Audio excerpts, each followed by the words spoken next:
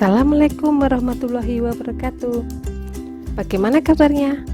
Alhamdulillah, salam sehat, salam semangat. Sadarkah kalian bahwa kita seringkali mengungkapkan pendapat di depan umum? Ketika ada orang lain yang berpakaian aneh, kita biasanya spontan mengomentari. Ketika ada isu selebriti terbaru, biasanya kita mengungkapkan pendapat tentang itu. Ketika semalam ada pertandingan sepak bola yang seru, kita tak jarang juga membicarakannya di kelas.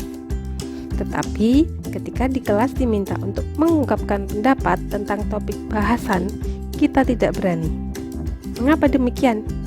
Padahal ada banyak manfaat jika kita berani mengungkapkan pendapat di depan umum, seperti dapat mengungkapkan ide atau gagasan di depan orang banyak, mengingatkan kreativitas dan tanggung jawab untuk mempertahankan pendapat, dapat mengungkapkan kemampuan ini untuk membela HAM atau menjalankan fungsi tanggung jawab sosial sebagai manusia, dapat membantu mengungkapkan kebenaran dalam rangka membentuk skill untuk mata pencarian. Namun begitu, menyampaikan pendapat pun ada etikanya. Ada kaidah-kaidahnya agar kebebasan berpendapat dapat membawa manfaat dan tidak menimbulkan kerusakan. Berikut kaidah-kaidah berpendapat yang baik. 1. Menggunakan bahasa yang sopan. 2. Berpendapat dengan cara yang baik. 3. Tidak memotong pembicaraan orang lain. Dan yang keempat, tidak memaksakan pendapat. Lantas bagaimana jika kita kesulitan menyampaikan pendapat? Di dalam menyampaikan pendapat, ada 3 hal yang perlu kita perhatikan.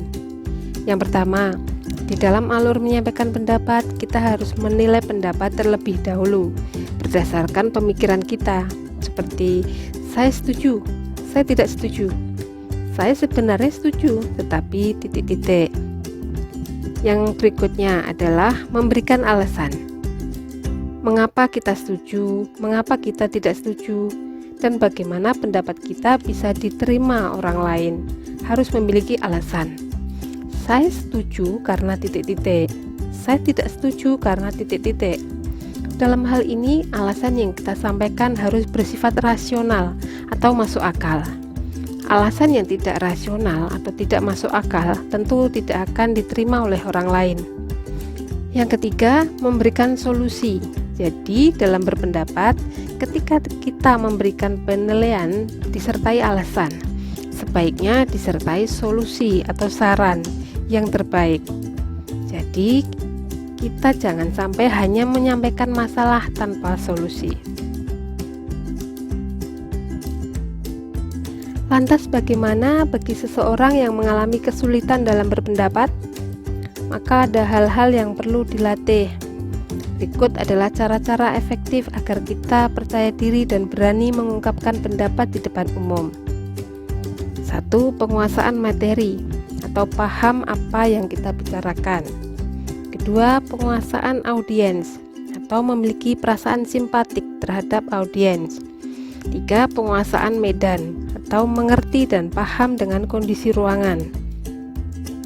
Yang keempat, penguasaan diri, membangun rasa percaya diri, menanamkan pada diri sendiri bahwa salah itu tidak masalah. Kadang jika kita kurang percaya diri akan memalukan, tetapi jika kita percaya diri justru tidak akan memalukan. Artinya bahwa kita harus percaya diri terlebih dahulu. Salah atau benar tidak masalah, yang penting kita mencoba.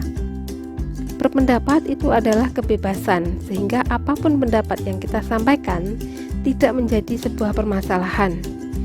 Jadi tanamkan terlebih dahulu, harus berani menyampaikan terlebih dahulu tanpa ada keraguan. 5. Tuliskan ide pemikiran. Jika kita tidak lancar dalam berbicara, sebagai langkah antisipasi, sebagai pemula, kita bisa menulis ide-ide pemikiran dan pendapat kita pada kertas atau buku. Dengan cara tertulis tersebut, kita hanya membacakan saja, sehingga kita berani dengan percaya diri menyampaikan pendapat, meskipun hanya membaca. Namun tidak masalah, yang penting kita berbicara dan menyampaikan pendapat. Yang keenam, sampaikan dan coba lepas dari teks. Ketika kita sudah terbiasa dan berani berbicara dengan konsep tertulis, selanjutnya kita bisa naik level, lepas dari teks. Yang penting pemikiran kita sesuai dengan alur, yaitu menilai dan menanggapi, alasan yang rasional dan solusi.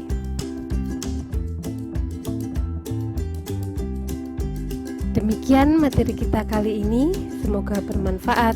Terima kasih. Wassalamualaikum warahmatullahi wabarakatuh.